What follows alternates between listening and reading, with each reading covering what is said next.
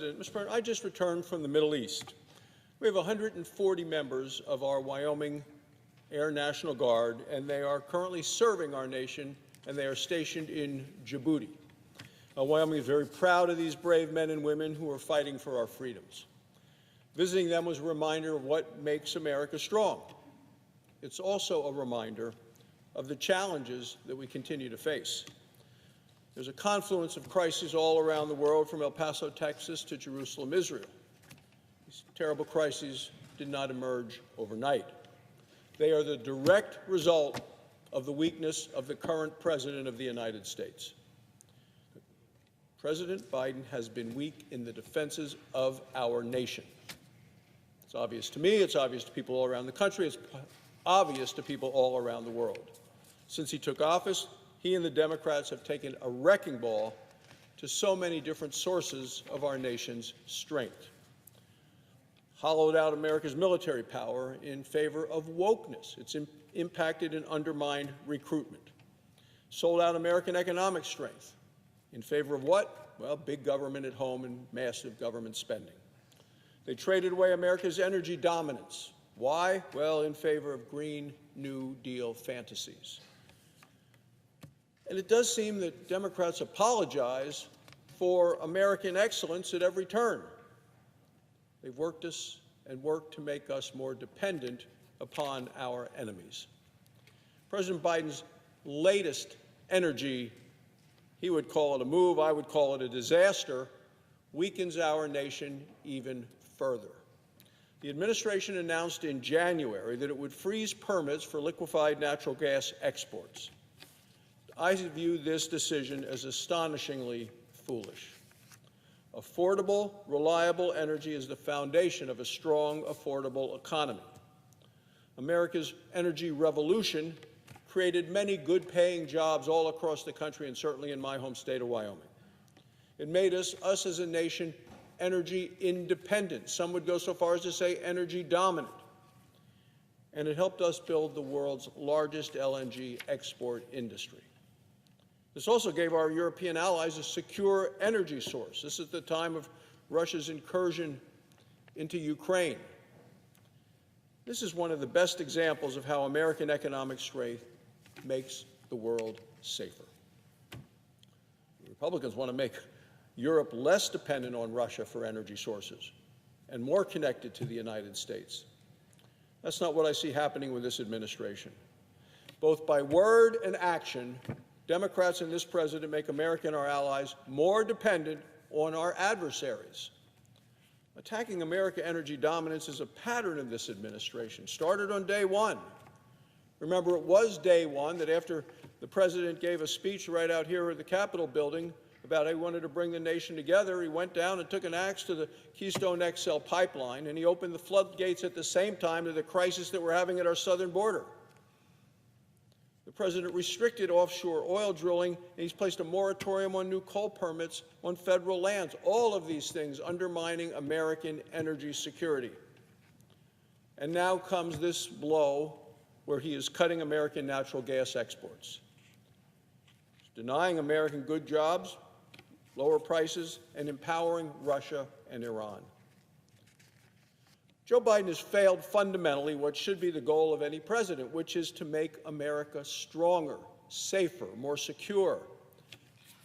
President Biden also has a long list of foreign policy failures. Nobody can forget the deadly and disastrous withdrawal from Afghanistan. Taliban terrorists, they seized $7 billion of weapons. So many of these Americans had left behind. 13 brave soldiers lost their lives, including one from Wyoming, Riley McCullum, Bondurant, Wyoming. The fall of Kabul was a deadly disaster. In January of 2022, the president made another damaging misstep. He suggested that a minor incursion by Russia into Ukraine would be met with minimal consequences. Weeks later, we saw Russian tanks head into Kyiv. Then there's the chaos in the Middle East. September of 2023, the president's national security advisor, Jake Sullivan, made a bold pronouncement. He said the Middle East region is quieter today than it has been in 2 decades. 8 days later, Hamas attacked Israel. They killed more than 1,200 Israelis. They took hundreds more hostages, including American citizens. It was the deadliest day for the Jewish people since the Holocaust. Conflicts in the Middle East are devastating, destructive, and destabilizing. They threaten America's interests and America's allies. Yet President Biden works hard to accommodate our enemies. He is a fair-weathered friend to our great ally in the Middle East, to Israel. We see that in his maximum concessions policy toward Iran. Early on, Biden pushed to rejoin Obama's Iran nuclear deal. He was negotiating to lift all sanctions imposed by President Trump. The Biden administration's lack of sanction enforcement and use of sanction waivers simply funded the Iranian regime. Iran used this flood of cash to bankroll Hamas, Hezbollah, the Houthis, and other terrorist proxies. In turn, the terror proxies attacked America, attacked our allies, and the attacks have only increased since October 7th. Iranian proxies have attacked American service members in the Middle East at least 180 times in the past 4 months. Let me say that again, 180 attacks on American service members in the last 4 months. We've lost 5 American troops because of these attacks. As the Commander-in-Chief, President Biden bears full responsibility for the continuity of the crisis that he has created. No surprise that Americans overwhelmingly believe our country is heading in the wrong direction. America needs to change course, and Republicans are the party of American strength. We believe in peace through strength, not dependence on our enemies. Americans deserve a president that's strong and a nation that is safe and a nation that is secure. That is our commitment. So I'll tell you, Mr. President, the day I came back from Djibouti, it was very distressing to see the report in the New York Times. They reported that America and this administration has failed to do what it said it would do in terms of Iran selling oil to China. Failed. If it hadn't been for the New York Times reporting, the American people wouldn't know because the administration would never tell them that tanker after tanker have moved 59 million barrels of oil from Iran to China. Every one of those tankers ended up in China, and the cash, worth a minimum $2.8 billion, ended up back in Iran. That's the money that Iran is using to fund these 140 attacks on American service members in the last 4 months. We know where the money is coming from, and yet Democrats look the other way. The Secretary of Treasury, hapless as she is, came to Congress and testified inaccurately, possibly misleadingly, that the administration is doing everything that they can. Well, they are not. This administration is looking the other way as a hapless and diminished President Biden continues to be outplayed by Iran. And this is evident to the world. And as Joe Biden bungles along, Russia, Iran, North Korea, Communist China continue on the march. We need a strong president to keep us strong and safe and secure. Thank you, Mr. President. I yield the floor. Thank you, Mr. President. Mr. President, I come to the floor today to speak about the President's most recent attacks upon the freedoms of the American people. This week, the Biden administration, the Environmental Protection Agency, announced that it's going to put stringent new limits on gas-powered cars. In effect, this delusional new regulation is attempting to kill the sale of gas-powered cars in America. And in doing so, try to force every American to buy an electric car. President Biden seems to want to regulate every room in the house of the American people, started in the kitchen with our stoves, continued throughout the House, and now he's headed to the garage. This is a coercive crusade, and it's a crusade against consumer choice. It's a crusade against convenience and also against affordability. Look, last year, less than 1 in 10 of the vehicles sold in this country were electric vehicles. Under this new rule, Biden is demanding that the EVs make up 2/3 of all new car sales by the year 2032. Apparently, the administration thinks it's smarter than everyone else. They want to pick what you can drive and punish people who choose to drive something different. Why? Well, it's all in the name of the smug superiority of the coastal elites who think they ought to be running the country. Now, this is the crux of the new Biden car ban, driven by this blind faith in the climate religion, regardless of the cost to our country in terms of energy being affordable, available, or reliable. The costs are real, and they are expensive. The benefits are theoretical, unproven, exaggerated, certainly burdensome. President Biden's pushing ahead anyway. To Democrats, what kind of cars Americans drive isn't a practical question. It's one based on theology. Their war against gas-powered cars amounts to what I believe is foolishness at best and left-wing lunacy at worst. Americans reject and continue to reject this unwelcome intrusion into our lives. And they reject it for good reason. They know that this Biden car ban will drive their lives into the ditch. Certainly the case for the people of my home state in Wyoming. It's bad for the families in my home state. It's bad for the workers in my home state. It's bad for American national security. Look, farmers and ranchers count on their vehicles. It's going to be a matter of life and death. People know not to run out of fuel, not to run out of gas. They know what it's like in the winters. They know to always be fully prepared and fully loaded with gas before they head out on the roads in Wyoming. They want their vehicles to be reliable and affordable. Look, we have in Wyoming cold winters, vast distances. Electric cars are not meant to benefit and survive in either.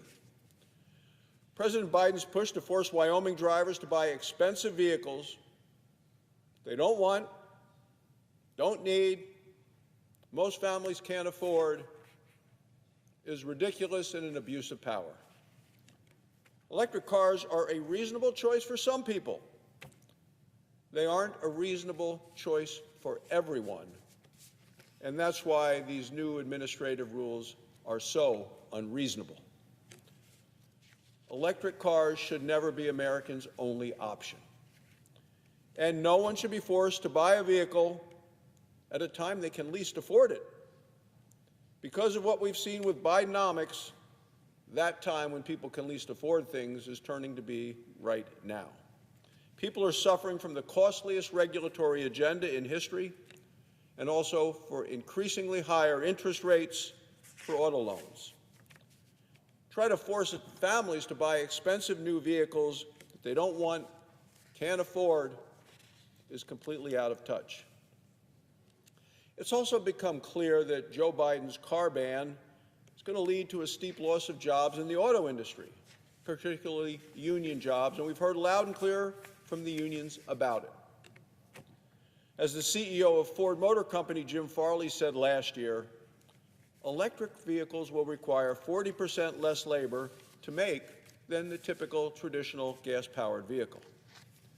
According to one estimate, the transition to EV productions will kill about 117,000 auto jobs in the United States.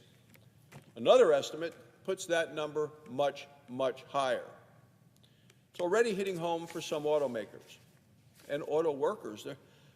The owner of Chrysler laid off 1,200 employees at his Jeep plant in Illinois. Ford cut 3,000 white-collar jobs last year. The reason for the layoffs? Both companies say it's the EV transition.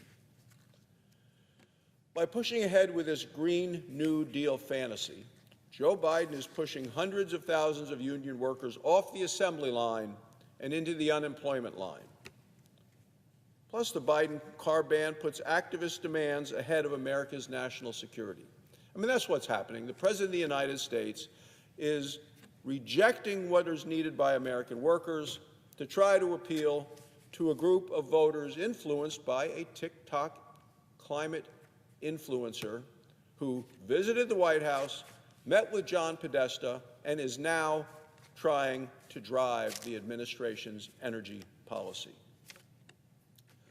And when we take a look at the electric batteries that are used to power these vehicles, where are they coming from? Well, 80% of the world's electric batteries right now coming from communist China. Communist China controls 60% of the critical minerals that are used to make these batteries. When Joe Biden and the Democrats try to force-feed electric vehicles to Americans, it is a recipe for more dependence on the dictators and the despots, including Chinese Communist Party. We need to change course. We want to stop Biden's mandate madness. We're working to put American drivers, not Washington bureaucrats, back in the driver's seat for when people make decisions in this country. Americans should be able to make their own decisions about what type of vehicle works best for them and be able to buy it. Thank you, Mr. President. I yield the floor. Madam President, I come to the floor today to speak about the economy. Joe Biden is clearly the president of high prices. People all across the country, all 50 states, well aware that this is going to be Joe Biden's enduring legacy. Prices spiked again in April. The statistics are out. Prices have been rising again and again and again. Price increases have been now above 3% for the last 37 months. This is the longest period in history of high prices since the late 1980s. You know, President Biden continues to repeat a falsehood. You could call it a lie, because he has said time and again that inflation was 9% when he came into office. This is pure confusion on his part. Even the liberal fact checkers, people at CNN, people in the Washington Post, have said what President Biden is saying about inflation is flat out false. It's wrong. In January of 2021, the day that the current President Biden took the oath of office, the inflation rate in America was 1.4%. Today, prices are almost 20% higher than they were the day he took the oath of office. The burden of Bidenomics on the American public is crushing, it's compounding, and of course it's cumulative. It continues to add on every single day. But Democrats in this chamber and around the country deny this economic reality. Certainly the Democrat in the White House denies this economic reality. And President Biden proved that he was completely disconnected from the suffering American families. Earlier this month he said Americans have, quote, the money to spend. I'm not sure who he's talking to, but that's not the case across America, and it's not the case in my home state of Wyoming. Democrats are completely out of touch on the economy because they are out of touch with American voters, the citizens of this country. Rising prices have plagued Americans for the last 3 years. Everyday life costs more and more and more. Under Joe Biden, Americans are squeezed. They are stressed, and they are struggling to get by. More than half of Americans will tell you that the economic conditions that they see day in and day out are poor for them personally. More than 80% of Americans saying that high prices are their number one concern. That's what Americans are suffering from today. President Biden's policies are not the cure for inflation and our economic anxieties. Joe Biden and the Democrats' policies are the cause of our economic struggles. Joe Biden and the Democrats in this chamber and in the House of Representatives at a time when Nancy Pelosi was Speaker, they approved more than $3 trillion in wasteful Washington spending. The President added more than $1 trillion additionally on stifling and punishing economic regulations. He launched a war on American energy, hiked energy costs for families. Gas prices went up, electricity prices went up. Because of failed Bidenomics, Americans are paying over $12,000 more a year this year than they did the year that he came into office, just to buy the same things that they could buy the day he came into the White House. It's over $1,000 a month. That's what the American people are seeing today, Madam President. A $100 cart of groceries in 2019, the cost now of that same cart full of groceries, not very full, $137. Gallon of gas was in 2021, $2.38. Today, in many of the battleground states, Nevada, Arizona, Pennsylvania, it's approaching $4 a gallon. Now, of course, high prices aren't the only problem. Interest rates are at the highest level in 23 years. High interest rates are a bitter fruit of Bidenomics. People are suffering when they have to take out a loan. This is causing significant affordability crisis all across the country and in all age groups. Under these failed policies of the Biden administration, younger people, younger Americans have been demoralized. They are delaying life's biggest moments. Home ownership is slipping far clearly out of the reach of most young married couples and young people trying to start a family. Young Americans are facing the costliest housing market ever. Borrowing costs have soared. Biden took office, they were 2.7%. Today, over 7%. Home prices today are nearly 6 times higher than the average household income. That's a record ratio, 6 times higher than the average household income. Other costs, utility costs, insurance costs, all costs are climbing, and they're all caused by the amount of spending we've had under this administration. Younger Americans are having trouble buying a car. The price of car loans has gone way up, as well as the price of automobiles themselves. Younger Americans are also forced to rely on credit cards more and more. They are developing mounting debt, which is going to contribute to saddle them in their future. Look, young Americans will tell you that they are overextended and they are distressed, and they're begging for relief. Today's high prices and high interest rates are going to create tomorrow's troubles. Now, President Biden has failed to protect the American dream. We now have an entire generation of young Americans who can't afford to buy a home, can't afford to start a business, can't afford to begin a family, and certainly can't afford to grow any savings that they may have. Americans are absolutely fed up with big spending, high-priced Democrats. People are financially exhausted by Joe Biden's high prices. People are ready to move beyond Bidenomics and beyond Joe Biden. Time for a change. Senate Republicans are ready to put America back on track. We're fighting to lower costs. That's what we're hearing every weekend at home. Get down the prices of things that are up under Joe Biden. Stop the wasteful Washington spending. And please unleash American energy. That's the solution to the problems facing America today. This is how we can help make life more affordable for all Americans. Thank you, Madam President, and I yield the floor. The senator from Wyoming. Madam President, first I ask unanimous consent that the following senators be allowed to speak for up to 5 minutes each prior to the scheduled roll call vote, and it's Senator Hoeven and Senator Moran and Senator Cornyn following me. Without objection. Thank you, Madam President. Madam President, I rise today to speak about the need for strong American leadership. President Biden's weakness, seen on the world stage, is dangerous. It's dangerous for our nation, and it's dangerous for the world. It hurts our citizens, and it encourages aggression against our nation and others.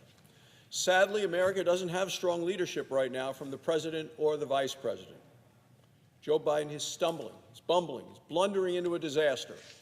It's not one night of forgetfulness on the debate stage. It's 3.5 years of a pattern of failures. We are living in the time of heartbreak at home and humiliation abroad. Look at the drugs, the death, the destruction coming from our southern border. Under Democrat open border policies, there have been 10 million illegal immigrants who have invaded our nation. Americans all across the country are in danger. Democrats' open borders allowed Venezuelan criminals to go to Houston, Texas, to sexually abuse and murder a 12-year-old girl. Illegal immigrants' crime have taken the lives of many Americans across the country. They make headlines every day. The open border allows deadly fentanyl to flood our nation and poison our communities in all of our states, and certainly Wyoming has been one of the victims of this poisoning. More than 300 terrorist suspects have come into America. That is 300% higher than what we saw under the strong policies of President Trump. And terrorists are roaming our nation undetected. Remember, border security isn't optional. It's an obligation, a commitment to the safety of our American people. It is the foundation of our safety. Without border security, there can be no national security. Under Joe Biden, Americans are not safe at home, and increasingly, the world is not safe either. President Biden's weakness has invited war, it's invited conflict, and it's invited chaos around the world. He continues to appease Iran by letting Iran avoid sanctions. Iran's exporting almost 1.3 million barrels of oil to China each and every day. It uses the money from these oil sales to fund terrorism around the world. President Biden made the misguided assumption that concessions to Iran would stop conflict. Instead, Biden's appeasement makes Iran more aggressive. Meanwhile, Biden has proven to be a fair-weathered friend to our strong ally, Israel. On American college campuses today, student protesters express hostility to the very existence of the Jewish state. Democrats in Washington have also grown more hostile to Israel. Senator Schumer stood on the floor. He demanded on this floor in March that Israel replace its prime minister. Senator Sanders called the very next month for America to stop sending aid to Israel. The anti-Israel drift in the Democrat Party is bad enough. What's more worrying is that President Biden, the leader of the free world, lacks the backbone to stand up against it. Rather than resist the pro-Hamas wing of his party, Biden has repeatedly bowed to them. He recently slapped a de facto arms embargo on Israel. The weapons he withheld would limit civilian casualties and help Israel free the hostages. Biden stopped that. That includes 8 American hostages who spent the last 9 months, including their 4th of July, in captivity by Hamas. President Biden blocked these war-winning weapons anyway. He would rather appease a small group of pro-Hamas voters in Michigan than support our closest ally in the Middle East. Playing politics is the core of Joe Biden's foreign policy. He recently claimed that no American service members died on his watch. He told the world that. Well, that's false. It's wrong. It's a denial of what's happened. On January 11th of 2024, 2 Navy SEALs were lost at sea during a mission to stop weapons shipments from Iran to Houthi terrorists. Less than 3 weeks later, January 28th, 3 American soldiers killed in Jordan by Iranian-backed militias. Then there is the disaster of Afghanistan. On August 26th, 2021, ISIS terrorists killed 13 brave American service members. They were the first American military casualties in Afghanistan in a year and a half. 20-year-old Lance Corporal Riley McCollum of Jackson Hole, Wyoming, was one of them.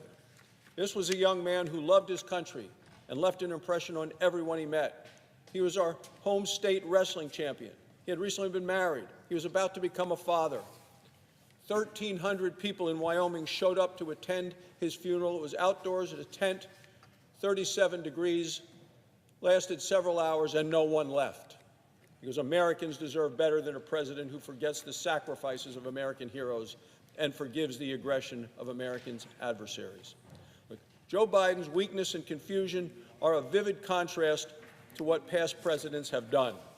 I think of President Ronald Reagan and his successful policy of peace through strength. For 8 years, President Reagan built a strong national defense. He restored America's confidence. He confronted Americans' enemies. His approach incredibly ended the Cold War without firing a single shot. 3 decades later, President Trump adopted a similar policy. No more apologizing for America like President Obama had done. We had strong borders, we had a strong military, we had a strong economy, and we had strong American leadership. Our allies respected us, our enemies feared us, we were safer. It's time for America to return to that approach. The truth is that Joe Biden is a president who cannot defend his record and cannot defend this nation. For the safety of our nation, we need a lot less of Joe Biden's weakness and a lot more peace through strength. That's what we need to do. That's the way we get America back on track. Thank you, Madam President, and I yield the floor. Madam President, the Prime Minister of Israel, Benjamin Netanyahu, just delivered a historic speech to Congress. This is the 4th time the Prime Minister has spoken to the United States Congress, more than the late Prime Minister of the United Kingdom, Winston Churchill. Like Prime Minister Churchill, Prime Minister Netanyahu spoke of a battle between freedom and evil. He shared with us welcome news, and that news is that freedom is winning. Israel's committed to bringing home the hostages, to protecting its citizens from the atrocities that occurred on October 7th attack. Meanwhile, the Hamas terrorist network is under more pressure than ever. Half of its senior leadership is dead. Its military chief has likely been eliminated. Remember, Hamas is a terrorist group. It governs through fear and through violence. Hamas violently rejects the right of Israel to exist and the right of the Jewish people to live in Israel. Hamas hides behind civilians. It uses them as human shields. Hamas stores its weapons, its military weapons designed to kill, in hospitals, in schools, and in homes. It has stolen billions of dollars of humanitarian aid to build its terrorist tunnel all around the area of the Gaza Strip. This is the same tunnel network where for 9 months and counting, 116 hostages, including 8 American hostages, being held by Hamas terrorists. I stand firmly with Israel as Israel fights to finish the war and defeat Hamas. Sadly, supporting Israel has grown more divisive in this country than I've ever seen it before. Today, Democrats are abandoning our greatest ally in the Middle East. They're calling to put conditions on aid to Israel. The Biden-Harris administration has delayed the delivery of war-winning weapons. The Senate Democrat leader meddled in Israel politics. He proclaimed in no uncertain terms on the floor of this very body that Prime Minister Netanyahu should step down. The senior senator from Vermont went even further. Last month, he declared that Prime Minister Netanyahu is a war criminal. Madam President, that accusation is disturbing, it's damaging, and it's dishonest. If it weren't bad enough, Vice President Harris skipped the Prime Minister's speech entirely. The Vice President typically presides over joint sessions of Congress. With her snub to Israel, Vice President Harris is leading the Democrats' Bibi boycott. Catering to the pro-Hamas wing of the Democrat Party is not serious leadership, not at all. The Vice President now wants to be Commander-in-Chief of the United States of America, yet she refuses to put politics aside and work with our indispensable ally. Her actions send a defeatist message to our enemies and a defeatist message to our allies alike. Madam President, this is a time when it is so critical for us to restore confidence in America. Here's what we need to do and how to do it.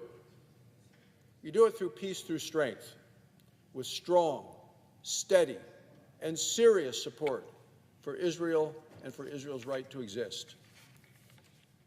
What is the approach of President Biden today? What is the approach of Vice President Harris? And what is the approach of the Senate Democrats, members of this body?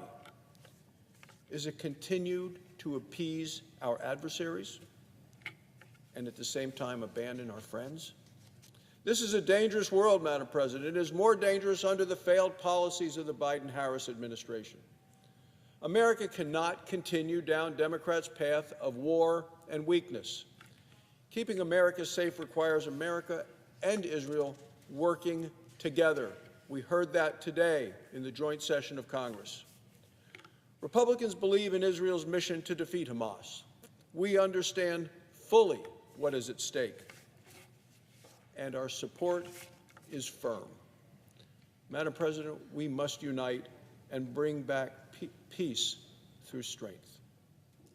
Now more than ever, the American people need to stand with Israel, and I'm one of those people that will continue to stand with Israel. Thank you, Madam President, and I yield the floor. Senator from Nebraska. I ask from Wyoming. Thank you, Mr. President. Mr. President, last week, President Biden gave what many consider his farewell address. Americans are eager to say farewell and, in many ways, good riddance to Joe Biden and the policies that he has brought, along with the Democrats, upon our country. It's been a record of ruin. When Americans look at the state of our nation today, they don't like what they see. 3 out of 4 Americans will tell you that the country is heading in the wrong direction. Prices are 20% higher than they were when Joe Biden and Kamala Harris came into office. People are forced to cut back, forced to decide whether they can fill their gas tanks or their grocery carts.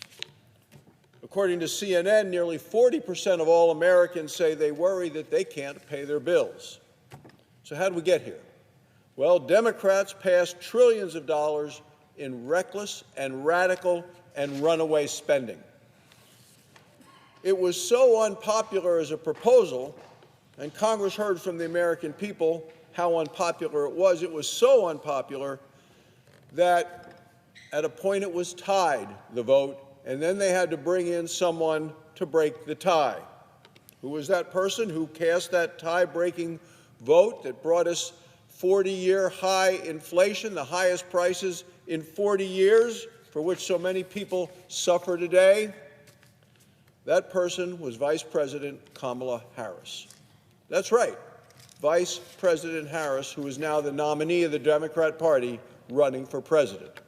She is the one that came into this chamber to cast the vote to break the tie that fueled the highest prices that we continue to experience today. We also have a very long national nightmare occurring at our southern border. That is yet another result of the dangerously liberal agenda of Vice President Harris. We had a secure border 4 years ago. Then Joe Biden and Kamala Harris came into the White House. Biden and Harris canceled the border wall. Biden and Harris canceled Remain in Mexico. They replaced detain and deport with catch and release. President Joe Biden and Vice President Kamala Harris provided over an invasion of our southern border by 10 million illegal immigrants.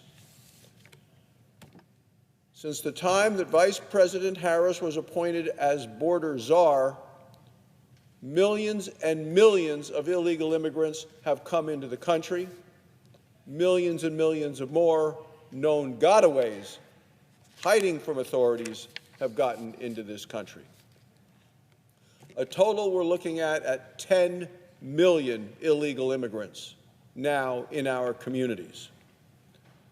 Many communities across this country are overrun and overwhelmed. Yet Joe Biden and Kamala Harris don't seem to care. They don't seem to care about the drugs and the death and the destruction that are harming American families from coast to coast. Vice President Harris has a view of border security that to me is particularly twisted and tortured. Here is her view, as she stated it. Basically, if you're an illegal immigrant, you're not a criminal, according to Kamala Harris. But if you are an agent of Immigration and Customs Enforcement, ICE, in her words, you are comparable to the Ku Klux Klan. That's from the Vice President of the United States. She also believes this: if you're an illegal immigrant, you're entitled to free health care. If you're an American citizen, she proposes that you would actually lose your ability to choose your health care, and that private health care in this country would be eliminated. No private health care for American citizens who would then be forced to pay for health care for illegal immigrants. That is the view of the Vice President of the United States and now the candidate for president by the Democrat Party. It is ignorant, it is insulting, and it is out of touch. If her views are America's policy, millions and millions more illegal immigrants will continue to flood across our southern border. It's a magnet drawing people in. It wasn't that way 4 years ago under the Trump administration. Back then, paychecks rose, prices were in check, and poverty fell at record rates. America was energy independent. Gas prices were affordable. Our border was safe and was secure. None of that is true today. Not under this administration or these policies of the Biden-Harris administration. Democrats and this administration at this time in our country will always be known as the party of high prices and open borders. Most Americans believe that our country is on the wrong track. And I believe most Americans are right. We are on the wrong track. There's good news, and that's that America can get back on track. We can get back on track with common sense policies, policies that work, policies the American people are asking for. Senate Republicans have solutions to the most pressing problems that are facing the American public today. First, we're going to address the number one issue facing Americans. Americans will tell you what their number one issue that they're concerned about, and that's the economy, the cost of things. We're going to make life more affordable for all families, and that starts with making us energy dominant again and lowering the cost of energy. Republicans will put a stop to Democrats punishing political regulations that are just coming at us like a tidal wave since the day this administration began. We will end America's dependence on communist China. We will strengthen American manufacturing, and we will put American workers and businesses first. Republicans also have solutions that will make our communities safer. Republicans will secure the border. We will finish the wall. Republicans will restore a program that worked called Remain in Mexico. This will stop the flood of illegal immigrants and the flow of deadly drugs. Mr. President, Republicans support our police officers, and we stand against the deadly defund the police movement. The very movement that Kamala Harris and Democrats proudly support. Kamala Harris actually came into this chamber to break the tie for radical nominees by this administration, a number of whom support defunding the police. That's the stand and that's the policy of the Biden-Harris administration. Abroad, Republicans will restore America's commitment to peace through strength. Here in the Senate, Republicans will protect our institutions and protect the rule of law. We firmly reject Democrats' plans to pack the court and rig the elections. These are solutions that unite Americans. Joe Biden is leaving behind a catastrophic record of ruin. We cannot afford 4 more years of these policies. Yet what we see is Vice President Harris and Democrats want to nationalize and the dangerously liberal policies of San Francisco Democrats. And that's what she is, a very liberal, dangerous San Francisco Democrat. That's her history. It's how her voting record had been in the United States Senate. Voted the most liberal member of the United States Senate, more liberal, Mr. President, than Bernie Sanders, the most liberal of 100 United States senators. And what we see is that as vice president and now presidential nominee, she wants to bring the California nightmare of high price, high taxes, high crime, and no accountability to every household in America. These policies would crush the middle class. What do Americans want? Lower prices and secure borders. What are the Democrats? The party of high prices and open borders. Senate Republicans will lower Democrats' wallet-wrecking high prices. Senate Republicans will work to secure our wide-open border and will work to keep Americans safe at home as well as abroad. There is no question, Mr. President, that Republicans are committed to get America back on track.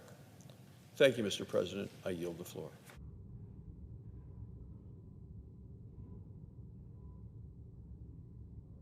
Mr. President, I come to the floor today to discuss the need to get our nation and our economy back on track.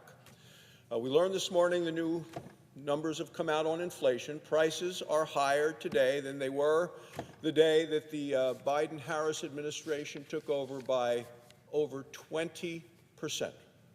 I hear about it in Wyoming every weekend, heard about it this past weekend, how high prices have become and the crushing effect that that's had on families in my state in Wyoming and all around the country.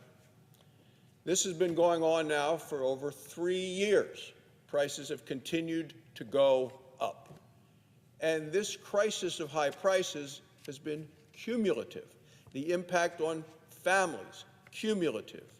And it is regrettably causing very hard choices for families to make. It shouldn't be this way. Here's a recent headline from CBS News. It said, more Americans are having to choose between food and energy bills. Clearly, this is a reflection on the Biden-Harris administration. Now, one of those folks that talked about that, and the quote is from Stacey Friedman. Ms. Friedman says her energy bills each month cost her hundreds of dollars. As she told CBS News, sometimes I have to choose, she says, whether I'm going to pay the light bill or pay all the rent or buy food or not let my son participate in a sport. That's what's happened under the Biden-Harris administration. The impact of the high prices caused by the massive amounts of government spending passed without a single Republican vote that stimulated an amount of increase in prices the highest in 40 years. Ms. Friedman's story is sadly all too common. Many Americans are feeling the high cost and the high anxiety related to the high cost of goods and services in their lives. Nearly 4 out of 10, 2 out of 5 Americans say they worry about their ability to pay their own bills. Since 2019, utilities cost the average American almost $300 more each month. Not $300 a month, $300 more each month than what they were paying before. These are the costly and cumulative consequences of Joe Biden and Kamala Harris's war on affordable and reliable American energy. Mr. President, you ask people anywhere around the country, they know that this is an administration who has strongly come out against American energy. They froze federal oil and gas leases. They discouraged new energy production.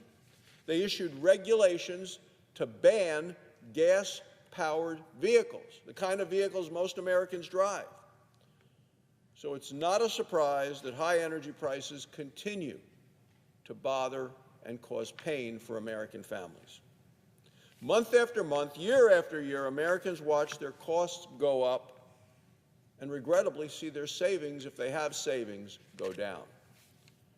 The Biden-Harris administration has offered no solutions to our nation's cost of living crisis. Democrats instead tell the American people, don't believe the price tags at the grocery stores or the price at the gas pump. They want you to believe everything is okay. Americans know that isn't so. You know, we learned last month that the Bureau of Labor Statistics which is supposed to keep accurate unemployment data, well, they reported faulty numbers. 1 million jobs touted by the Biden-Harris administration do not actually exist. They never existed. They never were created. Yet the Biden-Harris administration claimed credit for jobs that do not exist. Meanwhile, we've had 2 straight months where job growth was lower than expected. America today has fewer manufacturing jobs than we did last year. In Michigan, auto workers are getting laid off. Last month, the car maker Stellantis announced plans to lay off more than 2,000 American workers from its plants in Detroit. This is the same car maker that received hundreds of millions of dollars in subsidies, a tidal wave of electric vehicle grants from the Biden-Harris administration. And they're laying off people. Take the money from the government, from the Biden administration, from the Harris administration, and lay off workers. It's no surprise that last night in the debate, Kamala Harris couldn't even answer the first question when they're asked, are you better off now than you were 4 years ago? Are the American people better off now than they were 4 years ago? She could not defend herself, could not say yes, because people are not better off now than they were 4 years ago. These recent layoffs, they come as they switch their assembly lines from gas-powered vehicles to electric vehicles. Thousands of American workers soon be put in the unemployment line as a result of what Harris and Biden and the Democrats are continuing to promote. Democrat regulations, Democrat rhetoric, a rhetoric of impending climate doom are crushing American jobs. It's no wonder that Biden and Harris are now running from their record, and it is a record of ruin for the economy. Their flip-flops, the walkbacks, the cover-ups, all too apparent. The American people know that the policies of Vice President Harris has had a chilling impact on our American economy. When then Senator Harris was rated the most liberal member of the United States Senate, Americans listened. When Vice President Harris said recently that her values had not changed, people listened again. Americans are struggling, and Biden-Harris policies and the Democrat policies are to blame. Remember how we got here. The Democrats passed trillions of dollars in reckless, radical, runaway spending. It was so unpopular, not a single Republican voted for it. It had to pass with a tie-breaking vote. Who broke the vote? Well, the Vice President of the United States comes to the Senate to cast the tie-breaking vote, and that would be Kamala Harris, now the candidate of the Democrats for President of the United States. Vice President Harris came to this chamber, sat in that chair, and cast the vote that broke the tie that brought us record high inflation, 40-year high inflation. Americans cannot afford 4 more years of failure. Americans need a break from the damaging policies of Vice President Harris. What Harris is proposing is more wasteful Washington spending. Harris wants to raise taxes on the middle class, impose socialist-style price controls. She supports banning fracking. She supports banning gas-powered vehicles. She wants to make energy more expensive. That's how she's voted. That's what her rhetoric has been. And as she said, her values haven't changed. Vice President Harris would continue the nightmare of high prices and high taxes. Let's remember, it was different 3.5 years ago under the Trump administration. Back then, paychecks were going up, inflation was non-existent, Americans were breaking free of poverty, Americans were energy dominant. Our southern border was safe and secure. Not anymore. People want to go back to those days of American prosperity again. So it is time to turn the page from the disastrous policies of Joe Biden and Kamala Harris. Republicans will work to lower prices, to unleash American energy, and to get this nation back on track. Thank you, Mr. President. I yield the floor and suggest the absence of a quorum.